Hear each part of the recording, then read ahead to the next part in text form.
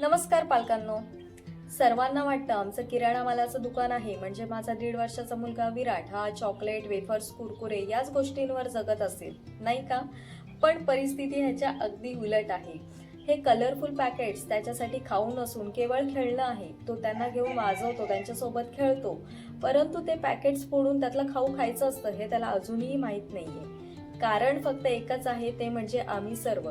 आम्ही घरातले कोणीही त्याच्यासमोर असं काहीही खात नाही. कसं आहे, मुलं जे ऐकतात त्याच्यापेक्षा ते जे पाहतात त्या गोष्टींचं अनुकरण ते जास्त करतात. विराट समोर अशा गोष्टी कधी आल्याच नाही तर त्या गोष्टींची त्याला ओढ तरी कशी वाटेल, नाही का? काही जण मला म्हणतात की तो लहान आहे तोपर्यंत ठीक आहे, उद्या मोठा झाल्यावर लपून छपून खाईल तेव्हा काय करशील? माझं उत्तर एकच असतं, ते म्हणजे जोपर्यंत तो माझ्या समोर आहे, जोपर्यंत त्याचं आरोग्य हे माझ्या हातात आहे आणि जोपर्यंत मला जमते तोपर्यंत मी त्याला सर्वोत्तम आणि घरचा खाऊच देणार. पॅकेट बंद अन्नापेक्षा मला त्याला घरचे पौष्टिक लाडू, सुका मेवा किंवा गूळ शेंगदाणे देणं जास्त योग्य वाटतं. उद्या तो काय करेल हे त्याच्या संस्कारांवर अवलंबून आहे, पण आज एक आई म्हणून मी माझं कर्तव्य हे 100% पार पाडते.